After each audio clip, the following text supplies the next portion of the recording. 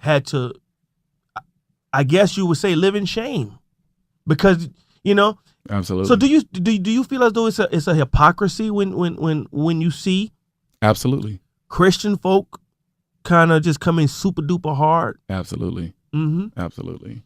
And they're the reason why men hide it so much. Mm-hmm. It's the way we're raised. It's our culture. It's who we are, especially in hip hop. It's hard. It's embarrassing. They make us ashamed of ourselves. Mm-hmm. They make us embarrassed to be who we are. So it's easier to hide it. And I've always, sitting in church, I've always heard, the adage that was the verbiage that was said on a special: love the sin, hate the sinner.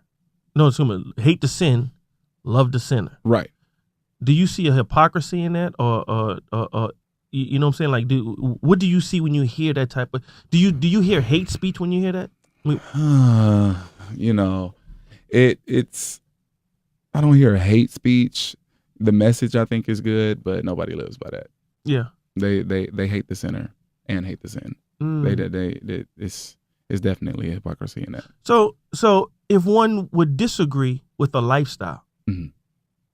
Because I think that one thing that the special kind of didn't address, because I saw it was the Out special, right? The Out in hip hop. Yeah, the Out in hip hop. I think what the special didn't address was the fact that, okay, if we feel a certain kind of way, how do we educate folks on kind of saying that, maybe you might not agree with a lifestyle, but you have to still live with a lifestyle. Right.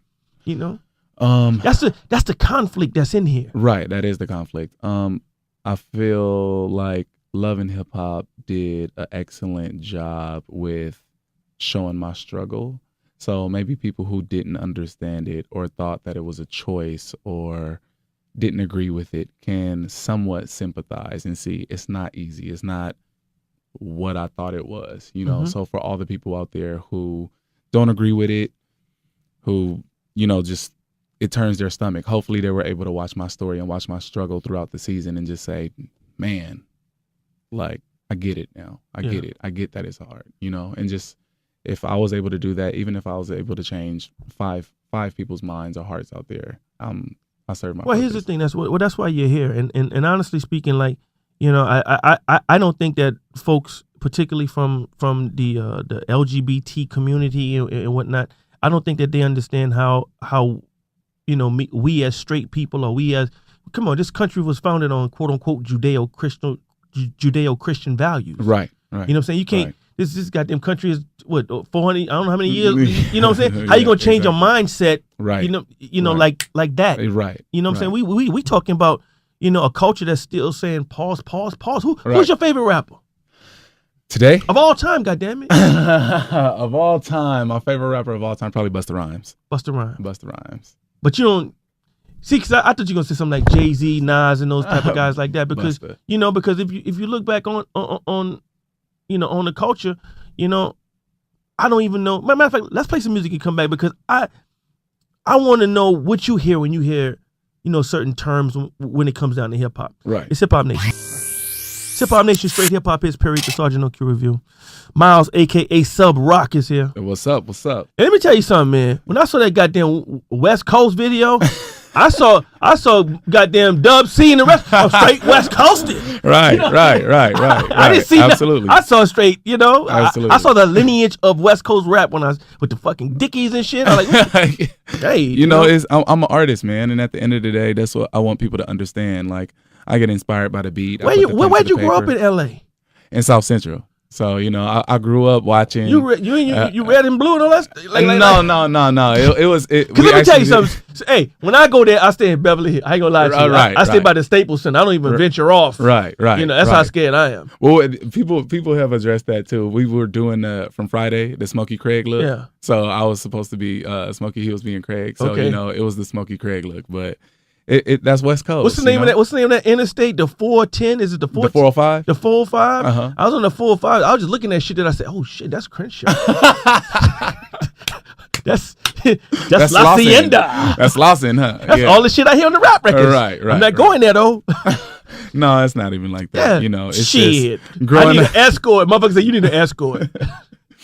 Wear green out there. In certain parts, you definitely do. Yeah. But just growing up on the West Coast, that's just it is what it is. You got family in like. Yeah, absolutely. Wow. Yeah, absolutely. Yeah. But So we were talking about terminologies and stuff like that, and because I come from what I come from, hip hop, has kind of taught me certain things. Like when we talk about, like one of the greatest diss records ever, Ether. Right. The terminology that Nas is using in that record, is kind of today, because we didn't think it was homophobic back then, and I don't think that Nas or even some of the people that, because they were using that terminology to belittle. Absolutely, and they still do. So I don't do you see that as hate speech, or do you see it as you understand?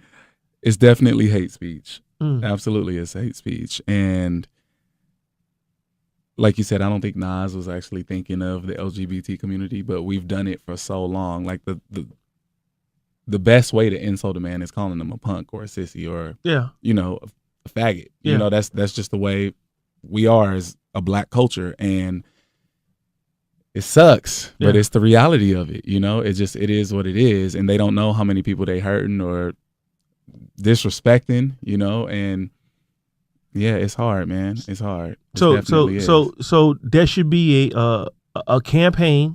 No, I'm serious. So that should be a campaign to end all this pause shit. And all this, I'm sitting there eating peanuts. Hey man, keep passing nuts. Pause. Exactly. And that's we talked about that on Out in Hip Hop. It's funny. Grab me a Snickers out of the pause. What? Yeah. But at the end of the day, it is funny. I don't think people do it maliciously. I think it's just kind of a jokey thing. People can get touched by it. I don't. I mean, I even say pause, like, oh, why? It's funny. It's the reality of it. It is funny, but I don't get too. You can get too uptight. I don't get too uptight about things like that. Because some of my friends use that goddamn word. I'm like, hold on, what you pausing about? I wasn't thinking that. Right. It's just funny. That's all. Hey man, but moving forward, Sub Rock, goddamn it, yes, Sub sir. Rock, yes sir. Because this is my thing, and I saw a MC, a roaring lion MC. What can we expect from you post this? Some new records coming out. I'm gonna just keep pushing records out, y'all. Just keep my music going. I got my hat line coming out, Just Love. No hate, no judgment, just love. Hopefully, you guys can expect the book coming from me, and looking. No, for me to man, not yet. Not yet. The mixtape. Oh, the mixtape is out. It's on iTunes now. It's an EP. It's an EP. My EP is up. My EP is up. Okay. So that's why I said I'm gonna keep pushing. More records at y'all, and my hat line. And possibly a book, and looking at me on season 3. Checking me out. All right. Let me just tell you. And I got a few labels looking at me. So y'all, hopefully that'll be something. Somebody from the LGBT community getting signed. Check this out. This is what we're gonna do. What's up? And then you got my word. Big man in red over there. He looking at me. So okay. This is on tape and everything. Okay. When you come back. Okay. To New York. Yes, sir. Right. We're gonna put you in the, if possible. Okay. It ain't gonna be in this interview stuff. All right. It's gonna put you in the. Okay. In the like we got performance studios here, and we do the performance thing. Okay. And we're gonna just put you in there, and the whole thing will be showcasing you as this is if you want to do it. Absolutely. And want to do it. We're gonna put you in one of our bubbles because one of the bubbles getting redone. You saw that. Okay. But next time you're in New York, all right, it's my word. We're gonna put you in there. We got and perform, and we're gonna do it in a way where you're gonna tell your story and speak to your fans. That's what's up, man. Seriously. I would appreciate that. Yeah, I would man. appreciate that. Like I said, it. Speaking of the church again, my pastor has been preaching this thing all year about fear paralyzes. Right. Fear paralyzes. Right. And I don't think that we all don't come into our greatness, in my humble opinion, because of something that scares us. Right.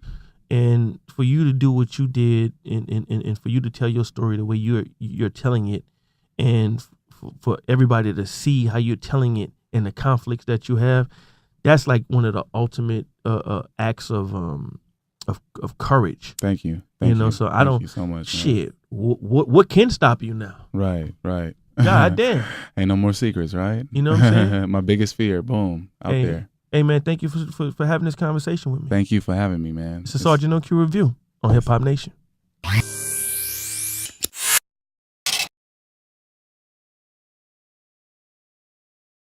Love the sin, hate the sinner.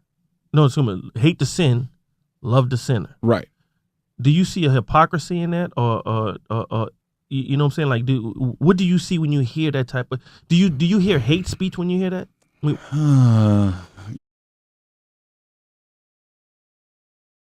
Had to, I guess you would say, live in shame, because Absolutely. So do you feel as though it's a hypocrisy when you see Absolutely Christian folk?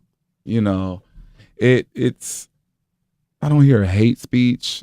The message I think is good, but nobody lives by that. Yeah. They hate the sinner and hate the sin.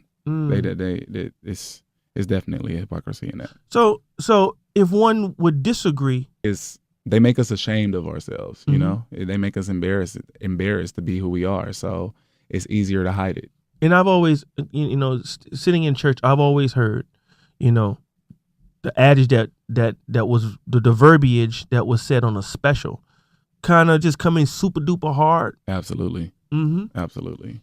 And they're the reason why men hide it so much. Mm-hmm. It's the way we're raised. It's our culture. It's who we are, especially in hip hop. It's hard. It's embarrassing. They make